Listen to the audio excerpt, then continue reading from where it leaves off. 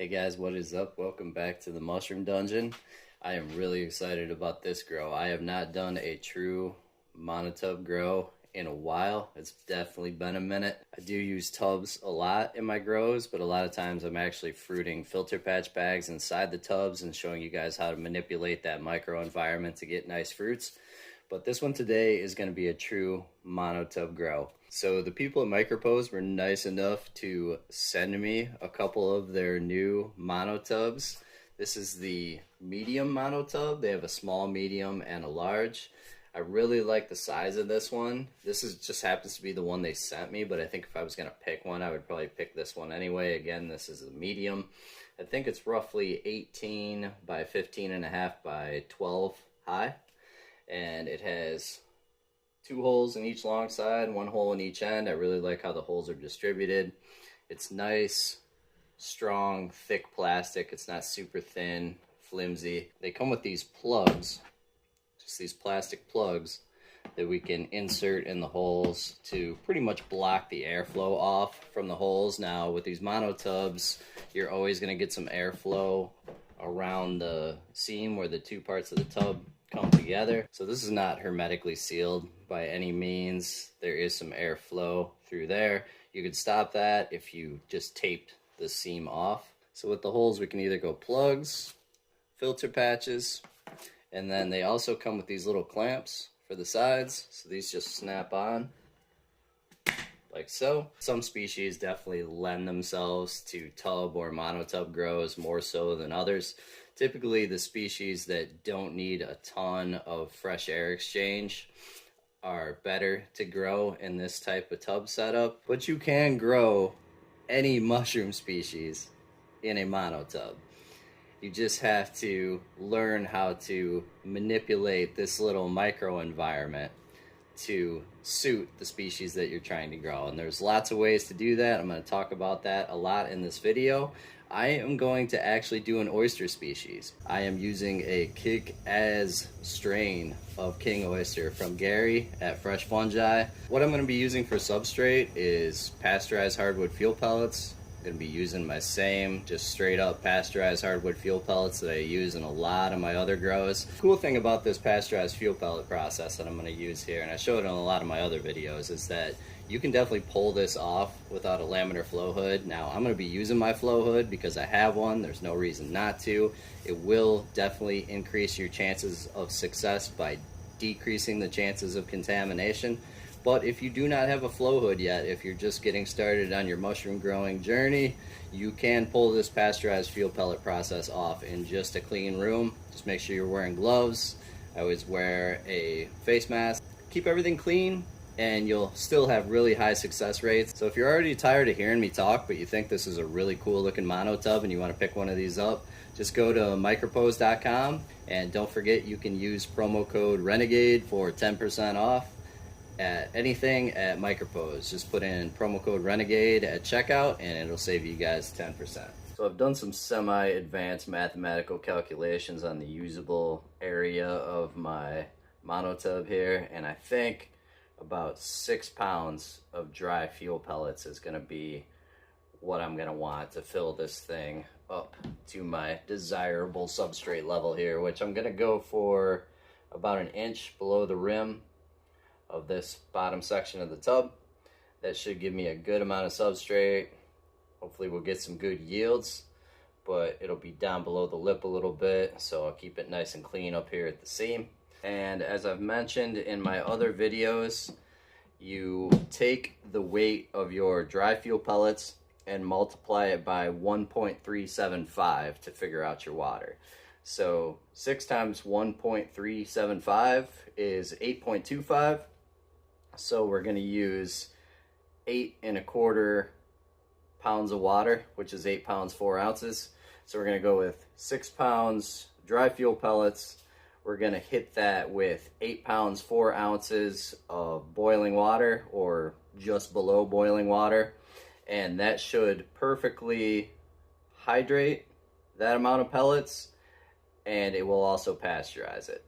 So I'm not going to do the pasteurization in my monotub, I'm going to use a bucket, which I'm going to show you here in a second. When I'm doing container grows like this, I usually prefer to do my pasteurization in a separate container. That's just going to keep your grow container nice and clean. So I'm going to spray the monotub down with isopropyl. I'll let it air dry in front of the flow hood, and I will do the actual pasteurization in a bucket. Okay, so here's our bucket. I have a nice tight fitting lid as well. This actually has a gasket around the top, so I can snap this lid on nice and tight, and that'll keep everything sealed in during the pasteurization, which is nice. Just make sure your bucket has a nice tight fitting lid and that it's gonna snap on there, because especially if you're gonna add your spawn and shake this thing up, you could have some serious issues if your lid came off on you, and you're gonna have a lot of substrate weight in there.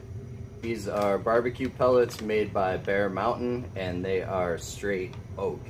I've been mostly using these lately. They do make a lot of wood blends. You know, they have like a maple hickory blend, but lately I've been using the oak, and it's been working really well for me. So I gave you that 1.375 equation for figuring out your water. Just keep in mind that that can vary based on what brand and even batch or type of fuel pellets you're using. So that's going to get you in the ballpark, but you may have to adjust up or down a little based on your specific product. It's nice to have one of these little measuring cups around just to top it off. You do want to nail your measurements dead on, because moisture balance is super critical here in the success of your grow. So that is 4 pounds right there. Another 4 pounds, 4 ounces.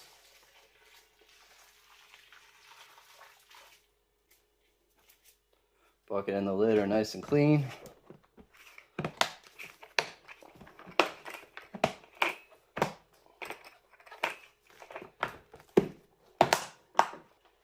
And just usually take a bath towel like this, guys, and just wrap it around it to insulate it for the 90 minutes. I'll set up here in front of the flow hood, so it is a little noisy, but we're gonna go ahead and pack our monotub. So I sprayed down the top and the bottom with 70% isopropyl, let it air dry in front of the flow hood. I also have 4 jars of my spawn mixed in with the sawdust in the bucket, and as I mentioned, I held back 1 jar there of grain spawn, and once I get it packed up to the level that I want, I'm going to sprinkle that across the top, lightly pack it in, and be ready to go.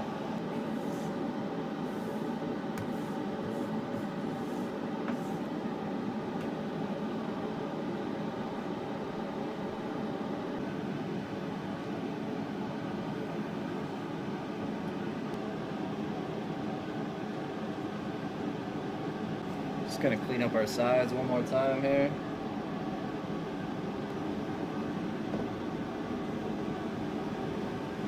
Lid on, and we'll just put our clips, holds the 2 halves together.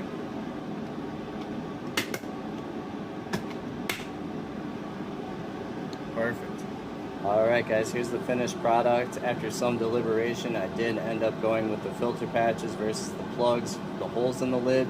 Reason being, I have a ton of substrate and spawn in this thing, and I'm worried about how much condensation could build on the inside. You want to have light condensation on the inside of your monotub, but you don't want really heavy condensation to the point where you have actual like water droplets running down the side onto your substrate. That's bad. That can lead to contamination. Also, I'm going to be incubating this inside of a larger tote, just like I do with my cordyceps bins, just to control the airflow around my monotub and hopefully prevent any contaminants from sneaking through that seam and potentially contaminating the surface of my substrate there. So I'm going to incubate this inside of a larger tote just to control that airflow a little bit. Again, I'm not in any kind of a clean room here, guys. I'm just in a dusty old basement, so incubating inside of a larger tote seems to help keep the contaminants down for me.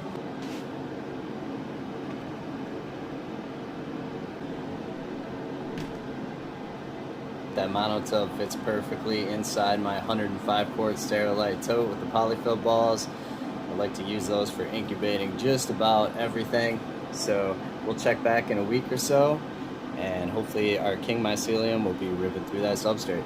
It's been about 5 days since I inoculated our King Oyster monotub, and it looks like that grain spawn is doing a good job of capturing that top surface layer. I don't see any contams yet. Nice close up there. Hopefully you guys can see that nice white linear King Oyster mycelium crawling across the surface of that substrate. So my hope is that it will fully capture it before any contams can set in, but we shall see. So far we're only about day 5 after inoculation, so far so good. And you can see that nice light condensation on the inside of the tub. That's what you're looking for. You want to maintain that humidity, but you don't want it like totally saturated. So far so good. I'll check back in a little while. We are at 15 days post inoculation on our King Oyster monotub. Still a little hard to see, but hopefully you guys can see those little primordia forming. If you look just to the bottom and right of the bottom edge of that filter patch, you can see some little lumps there. It's pretty typical of what I see with King Oyster. Start to form these little lumps on the surface, and they are telling you, I am ready to fruit, man. So what I'm gonna do is I'm gonna leave it inside the master tub. I'm gonna put it out in my garage for 24 hours. It's hanging around 40 degrees out there in my garage. I do like to cold shock my kings. Seem to get a really nice first flush when I do that. So we'll leave it out there for 24 hours, then we'll bring it back inside and we'll start introducing some extra fresh air to see if we can get some nice pins. All right, we are about 5 days post cold shock on our King Oyster monotub, and I just want to give you guys an update, show you what's going on, and show you my fruiting setup. I removed all of the filter patches. Now, they were stuck pretty good, but I was able to peel them off without damaging them. Then I just stuck them in a Ziploc bag like this so I can reuse them. I'm thinking you can reuse them a few times before you have to buy some new ones, but they do just sell the filter patches in Micropose as well. And what I did is I wanted to introduce a bunch more fresh air, but still keep the humidity high. So you can see down here, I have a Inkbird humidity controller that is running to this little probe here. And then I just have a Betazur visible mist humidifier. It comes with these fittings and this little hose. These are made for like humidifying reptile tanks and that kind of thing. It's a great little humidifier. I will have links to both of these products in the description of this video. You really want to get both of these. These are great products. You'll find all kinds of uses for them if you're going to get into mushroom cultivation. So the humidifier runs about 40 bucks and the humidity controller runs about 40 bucks as well. Sometimes you can get them on sale, get them cheaper. eBay, Amazon, lots of different places online have them. What this allows you to do is, as long as you know you're getting enough air exchange, which I'm not using a CO2 controller here, I'm just kind of reading my mushrooms, and I think I'm really good on air exchange here with just removing all the filter patches, keeping the lid on, getting some nice fresh airflow from the room. So if you know you're getting enough fresh air exchange, this little humidity controller allows you to just keep your humidity up where you want it. And it's probably not reading well on the camera because it always looks goofy. It looks like it's blinking on the camera. It's not doing that in reality. So I have the controller set at 85% humidity with a 2% limit. So what that means is this will drop down to 83%. At that point, the humidifier will kick on. I'll show you that in a minute because it's going to kick on shortly. Once that sensor detects that it's back up to 85, it'll shut the humidifier off. Now, it's actually going up to around 88% with the humidifier running, and then it'll slowly coast back down to around 83%, then the humidifier will kick on again. So this little controller just does all the work for you, and I only have this humidifier set on about quarter power because we're just working with a real small space here. And these kings are responding really well to this environment. So I'm just going to roll with it, leave it this way for fruiting. I'm going to zoom in here in a second and I'll show you a close-up of the pins, but I got some beautiful king pins started. Now, I did not case these. My thought on casing with King Oyster is it's really not necessary if you have a really good strain. You may get a little more yield, but it's messy, it's an extra step, it's a lot more work, so I don't do it. This is the King Oyster strain from Gary at Fresh Fungi on Etsy / Fresh from the Farm Fungi on YouTube. If you haven't checked his channel out, check him out. This is a beautiful King Oyster Pleurotus eryngii strain from him that I love. It's what I've been growing for the last few years, and it's responding really well to this monotub grow. So let's zoom in and check out these pins. All right, I got it zoomed in there. We're peeking through one of those holes in the lid in the monotub. You can see we have some beautiful, beautiful King Oyster pins. Got a really nice cluster popping over here. Nice spread over the top of the surface of the block. So I'm just gonna let it ride like this. I'm really happy with the way everything's looking. If you start to see cracking on your mushrooms or a little bit of yellowing, browning on the edges, that usually means that they're getting too dry. So if you see that, you'll want to bump your humidity up just a little bit, but for now they're looking beautiful, so we'll check back in a little bit. Check it out, you can see that visible mist humidifier doing its thing there. All that visible mist pouring out the holes of our chamber. I think we're a couple days away from picking here, but I'm gonna pull the lid, just show you guys a close-up how our mushrooms are looking. They're looking awesome, and we are growing some beautiful oysters right in a simple monotub setup with just a couple pieces of equipment. But you can see our King Oysters are looking beautiful here. We have a really nice pin set. It's kind of tough to tell how big they are, but some of these, I don't want to damage any mushrooms, but a couple biggest ones are almost as big as my fist. Really fat, stout. Cool thing with these Kings is the whole stem is edible. You can just slice it almost into like scallop size pieces and saute it. They're really good. So the whole mushroom is edible. We're not discarding the stem here. So I think we're gonna get some really nice yields for our first flush. A couple days away probably from picking. Like I said, you wanna get them right before these cap edges elevate to plane or flat.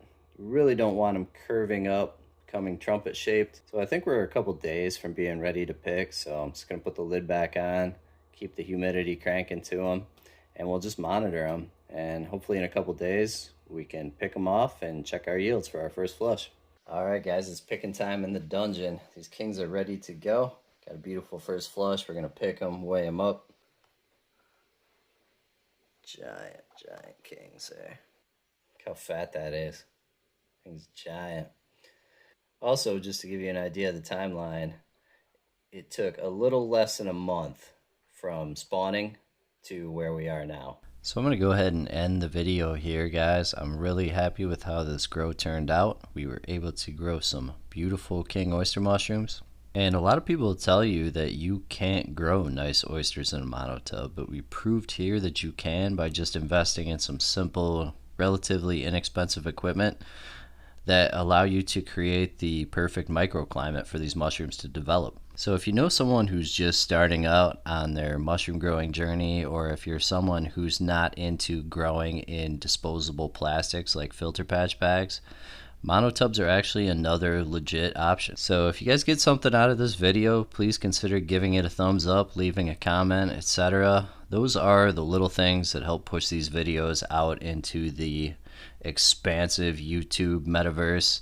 And those are the little things that make it worthwhile for people like me to put the effort into making these videos. Also, check out micropose.com for awesome mushroom cultivation products. And as always, hit me up in comments. Let me know what you guys think, and I will catch you next video.